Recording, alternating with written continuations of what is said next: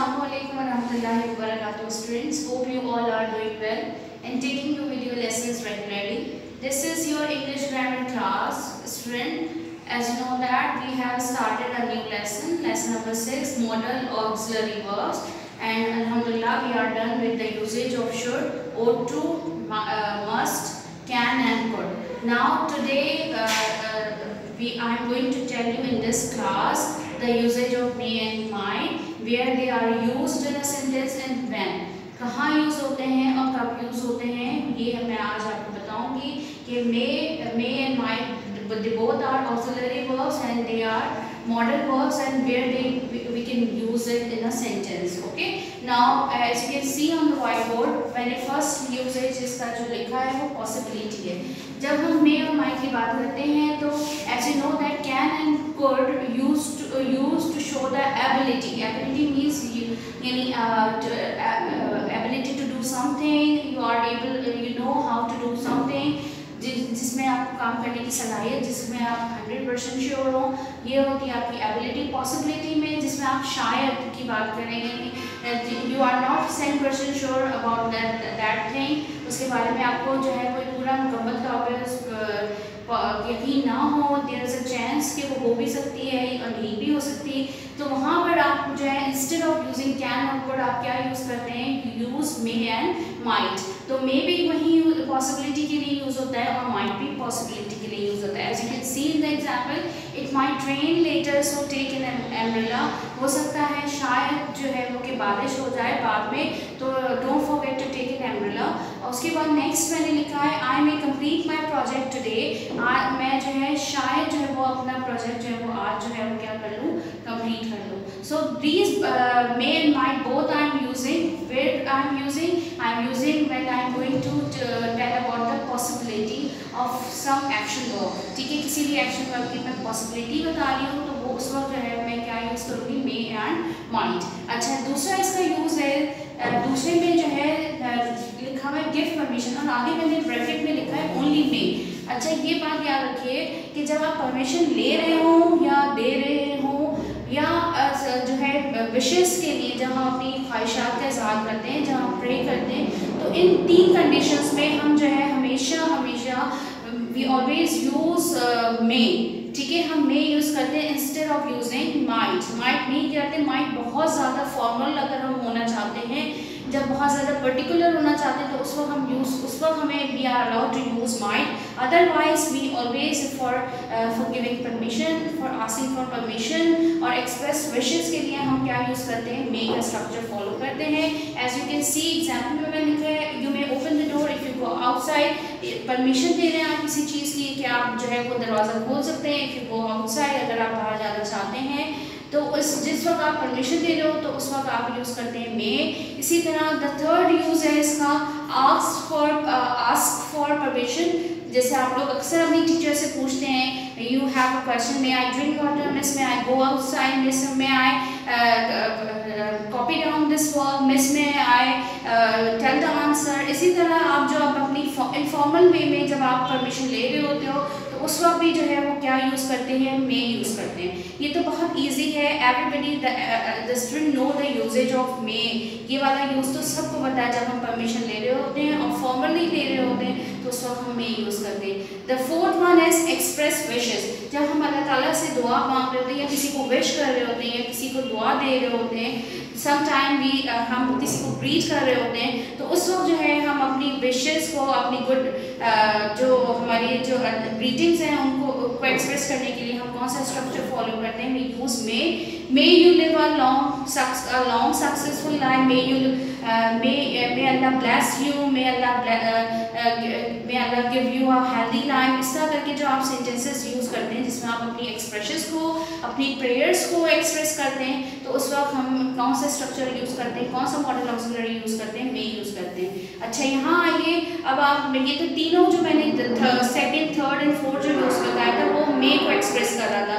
अब जो फोर्थ है वो सजेशन जो है वो आप जब हम किसी को सजेस्ट कर रहे होते हैं या किसी को एडवाइस दे रहे होते हैं या किसी को एक तरीके से गाइडलाइन दे रहे होते हैं, तो उस वक्त भी हम जो है उस वक्त जो है वो इंस्टेड ऑफ मे आप क्या यूज़ करते हैं, माइट यूज़ यूज़ करते हैं। You might try this method to solve the question.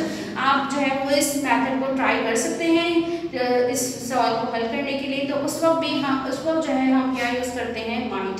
अच्छा, कंडीशनल सेंटेंसेस आप आगे क्लास 8 में इंशाल्लाह ताला पढ़ेंगे।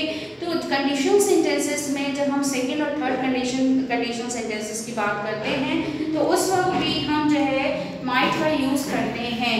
इफ़ आई हैव रिटन, मैंने यहाँ पर जो कंडीशन लिखी है वो है आपकी सेकेंड कंडीशन। मैं इसको डिटेल में नहीं जाऊँगी। बाहर कंडीशनल सेंटेंसेस में जो है आपके पास या तो इफ़ आता है या फिर जो है वो या फिर इफ के बजाय अनलेस हम यूज़ करते हैं। तो जहाँ भी जिन सेंटेंसेस में ये वाले दो वर्ड्स आ रहे हैं तो आप उसको आइडेंटिफाई कर सकते हैं एज अ कंडीशनल सेंटेंसेस के तौर पे। As you can see, if they were best players they might win the match. अगर वो एक अच्छे प्लेयर्स होते तो वो शायद जो है वो मैच जीत जाते। So this is about the usages of may and might. मैंने आपको बेसिक जो इसके यूज़ है जो मोस्टली हमारी कॉमन स्पीकिंग में, राइटिंग में और लिसनिंग वगैरह में यूज़ होते हैं, तो वो मैंने आपको बता दी हैं। Hopefully you understood. Now I am telling you another important point. As you can see, I have written in the box in the form of a box.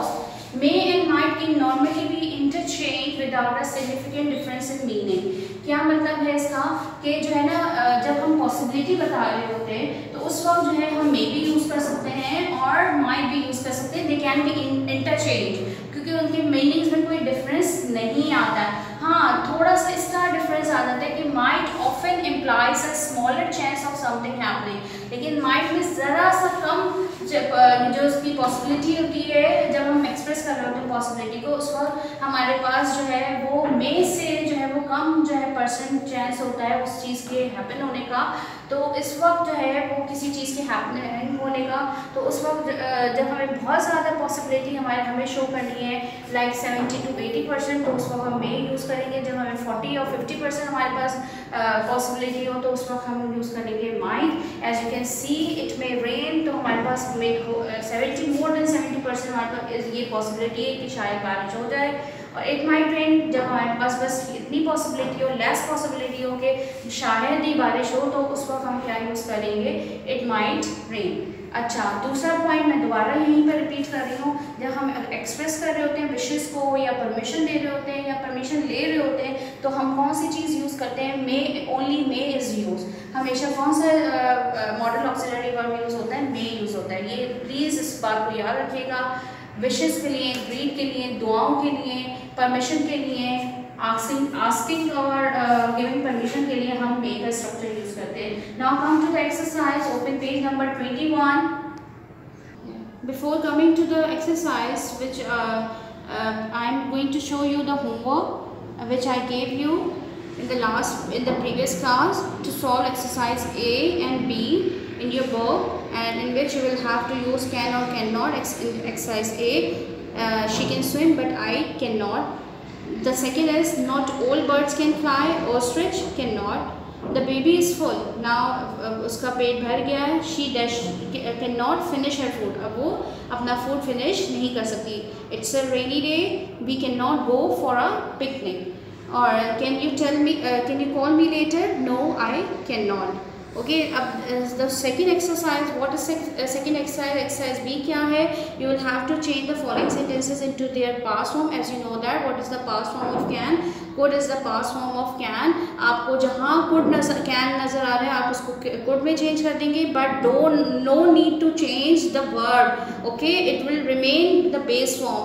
कभी आप राइट को रोड कर दें, बाय को बॉट कर दें, take को टुक कर दें, this is prohibited not to change the form of the verb, only change can into could. सिर्फ आप कैन को कुड में चेंज करेंगे।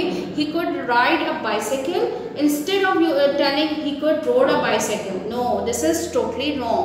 दे could buy some gifts, the students could take one more day to return these books, children could not hear the sound clearly, could your parrot whistle beautifully.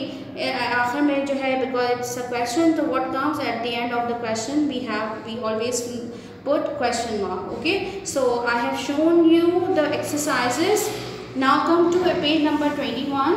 Here is also exercises, exercise A and B. आपको किस first exercise क्या है, you will have to fill the blanks with may or may not. आपको मे और मे not use करना है। आप खुद चेक कीजिएगा कि क्या कहाँ पर आप मे यूज़ करेंगे और कहाँ पर मे नॉट यूज़ करेंगे। As you have a first sentence dash I come in, so what is this, this is for asking the permission. सो मैंने बताया था टू आस्क परमिशन के लिए हमें क्या यूज़ करते हैं, मे यूज़ करते हैं।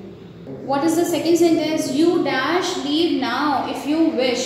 तो यहाँ पर जो है वो गिव परमिशन, गिविंग परमिशन है। जब गिव करते हैं परमिशन को मैंने आपको बताया था when expressing wishes और giving permission only may is used. So what will be here?